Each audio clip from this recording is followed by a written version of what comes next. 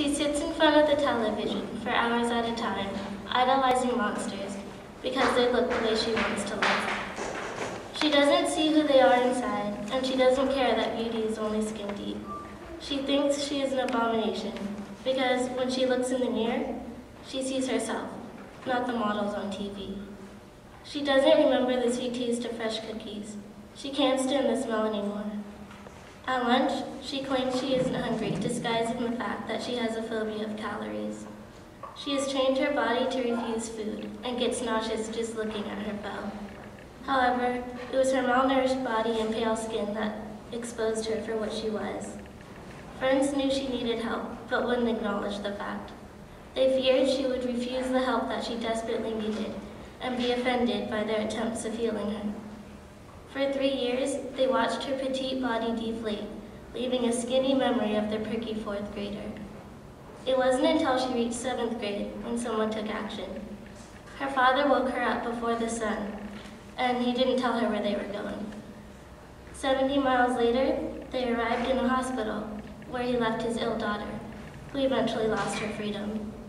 She spent 1 year in the hospital, living by strict guidelines and schedules.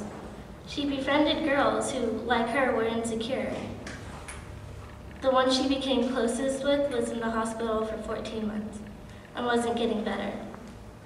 In the beginning of the girl's 14th month in the hospital, she committed suicide, leaving her 7th grade companion morose and emotionally unstable.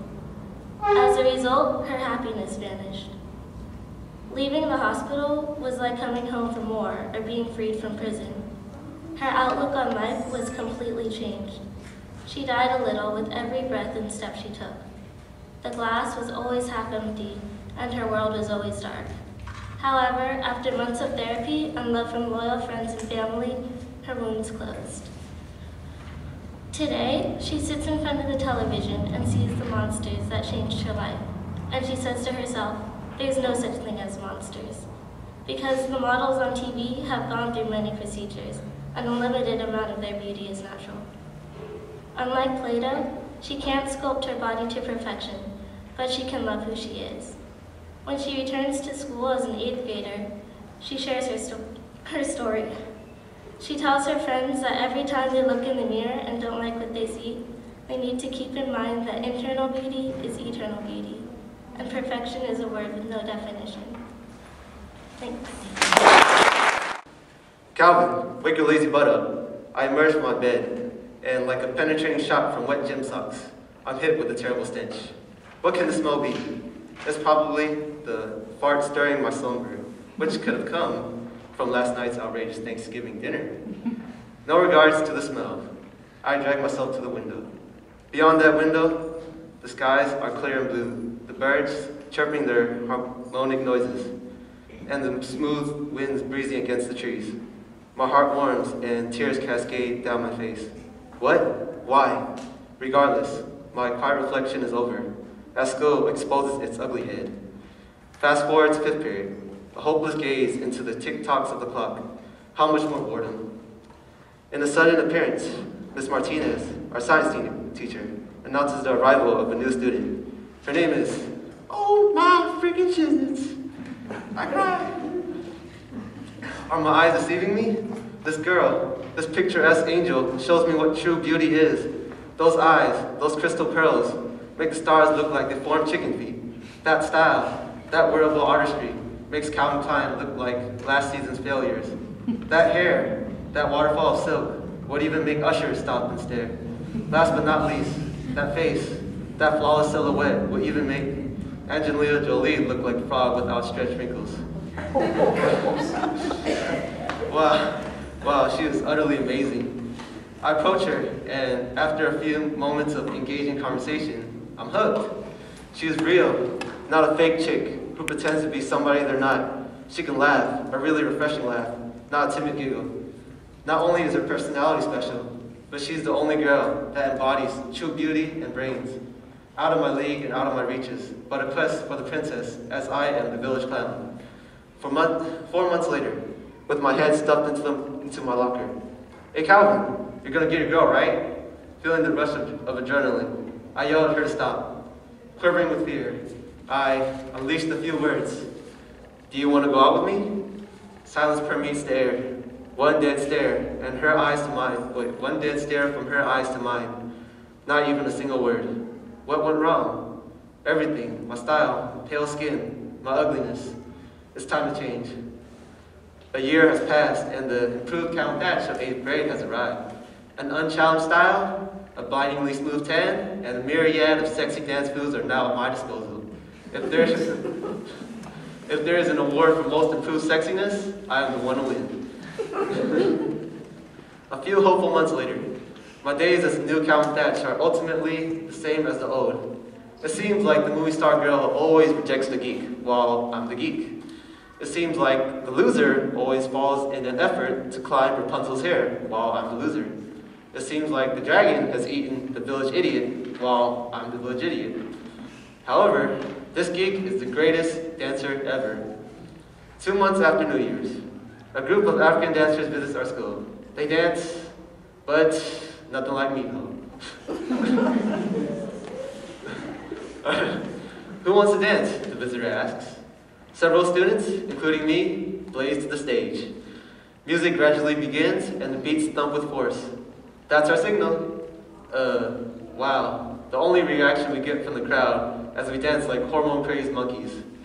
Disappointed in every way possible, everyone leaves, except for me. Alone, in front of the crowd, I dance, Calvin style. Body waves and glides across the stage. All eyes are on me.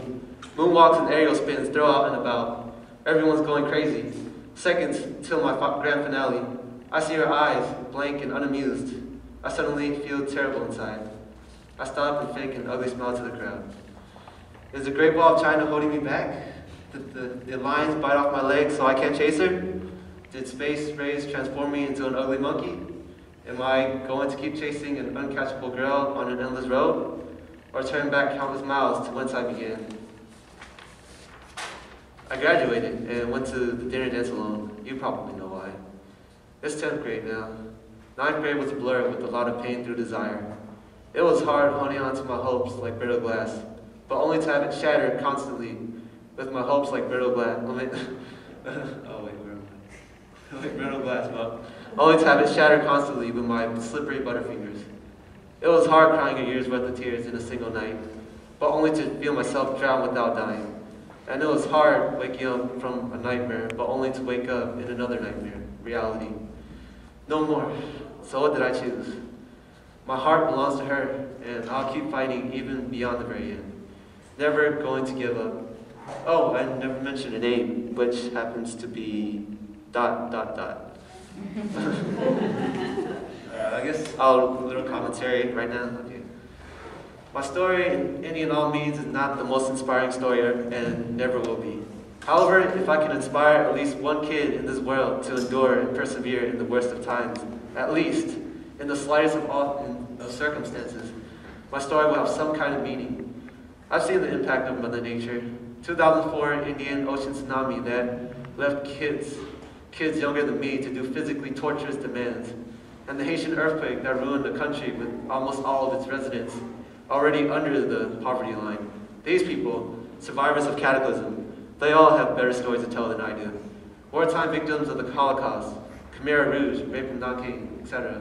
Their stories of survival with deprivation was constant. Their stories can and will inspire more than I can. I'm inferior by a marginal difference to these people. But if I can't inspire through the story, I can at least try to inspire through these words. I wrote a quote that I hope would timelessly help any and all. It doesn't matter how deafening the sound. Let the voice that keeps you down disappear. It doesn't matter how scary the night. Light shines brighter in the dark. Let your light shine. It doesn't matter how tough the obstacle. Meet that challenge eye to eye and knock it out. In the bleakest of times, accomplishment seems impossible. But impossible has long since lost true meaning. Men and women save the earth from dangerous gases. Travel beyond our little home called Earth, and even talk to parents. Even if it takes day and night, winter and summer, 2010 and 2020, don't let you doubt yourself. Our existence is a miracle. We all live a fairy tale life, and like a fairy tale, we all deserve a happily ever after. I'm done.